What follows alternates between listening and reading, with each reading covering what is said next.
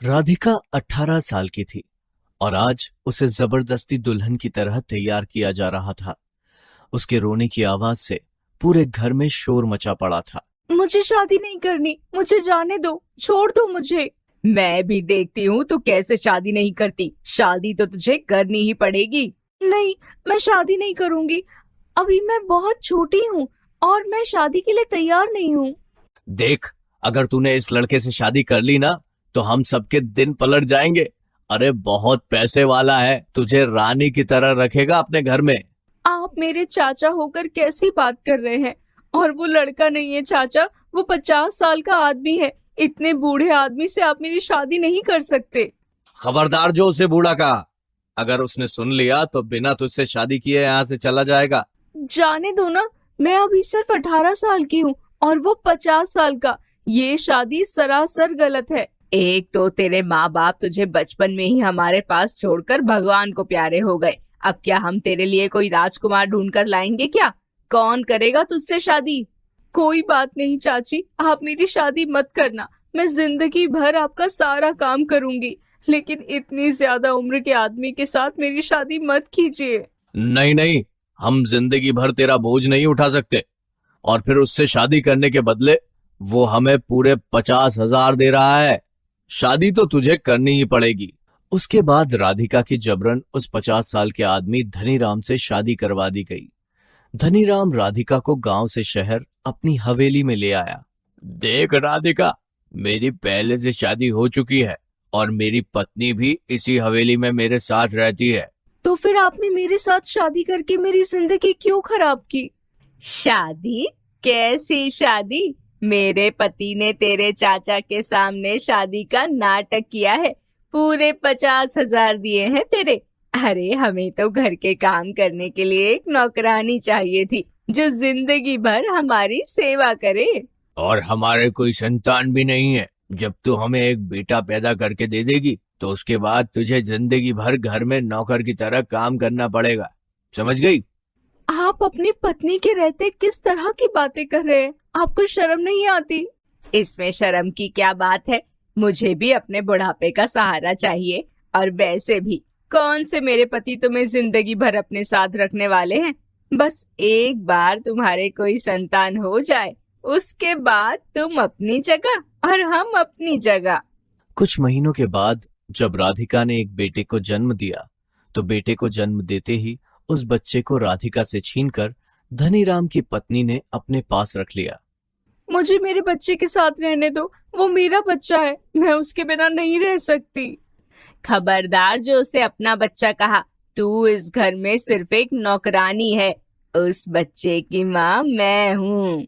देख लड़की, तेरा काम पूरा हुआ। अब तो घर का काम काज संभाल और खुश रह। भूल जा इस बच्चे से तेरा कोई लेना देना भी है।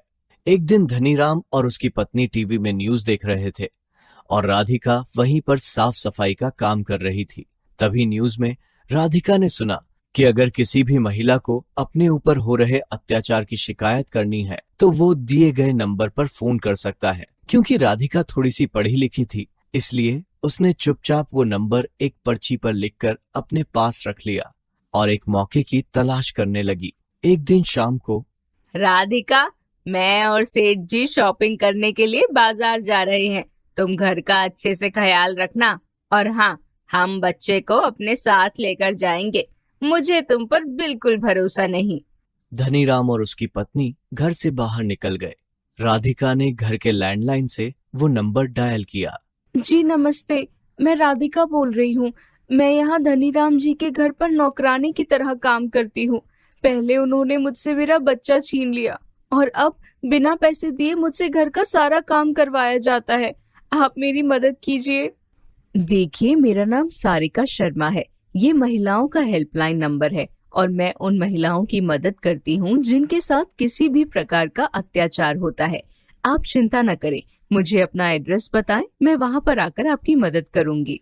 अगले दिन सुबह सारिका शर्मा सेठ धनीराम के घर पहुंच गई। उसके साथ पुलिस भी थी। कहाँ है आपकी नौकरानी? उसे बुलाइए।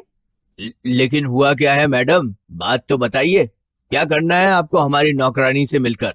मैंने सुना है कि आपने उसे यहाँ पर बिना पगार के बंधुआ मजदूर की तरह रखा हुआ है। आप उसे उसकी मेहनत का पैसा भी नहीं देते और जरूरत से ज्यादा काम करवाते हैं। अरे नहीं नहीं, आपको कोई गलत फहमी हुई है। हमारे यहाँ तो कोई नौकरानी है ही नहीं। मैडम आप जाइए यहाँ से, लगता है आप गलत जगह पे आ गई हैं। धनीराम की पत्नी बच्चे को गोद में उठाए वहां पर आई। ये बच्चा किसका है? जी मेरा है। मेरा मतलब हमारा है, और किसका है? लेकिन आपको देखकर तो नहीं लगता कि आपने 1 महीने पहले बच्चे को जन्म दिया है। आपकी तो उम्र भी काफी ज्यादा लग रही है। नहीं नहीं मैडम, ये बच्चा हमारा ही है।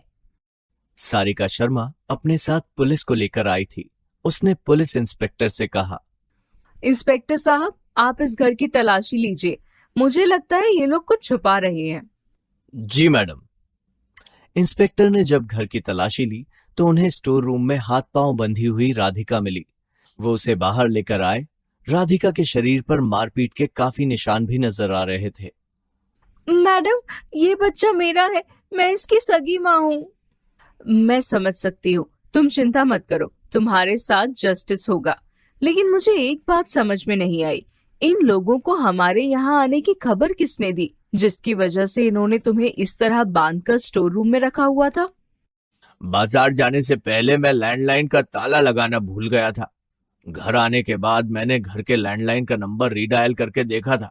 मुझे इस राधिका पर हमेशा से शक रहता था और इस बार मेरा शक सही निकला। इसीलिए सुबह आप लोगों की गाड़ी आते देखी तो हमने इसके हाथ पांव बांधकर स्टोर रूम में छुपा दिया। सिर्फ इतना ही नहीं मैडम, इन लोगों ने कल रात को मुझे बहुत मारा। बहुत होशियार बनते हो ना तुम। अब जेल में जाकर तुम्हारी सारी होशियारी निकलेगी। इंस्पेक्टर साहब, गिरफ्तार कर लीजिए इन दोनों को। अब मैं अपने बच्चे को लेकर कहाँ जाऊंगी? मेरे चाचा ने तो मुझे पहले ही इस आदमी को बेच दिया था। तुम चिंता मत करो राधिका, हम तुम्हें नारी निकेतन भेजेंगे। वहां पर तुम्हारी और तुम्हारे बच्चे की अच्छी तरह से देखभाल होगी और तुम्हें कुछ रोजगार भी दिया जाएगा। रही बात तुम्हारे चाचा की, तो उन्हें भी सजा मिलेगी। हमारी पुलिस टीम जाकर उन्हें भी गिरफ्तार करेगी, क्योंकि इस जुर्म में वो भी शामिल है। सारिका शर्मा ने राधिका को उसका बच्चा वापस लौटा दिया। राधिका के चेहरे पर मुस्कुराहट आ गई, क्योंकि आज उसे अपना बच्चा और अपनी जिंदगी दोनों वापस मिल गए थे।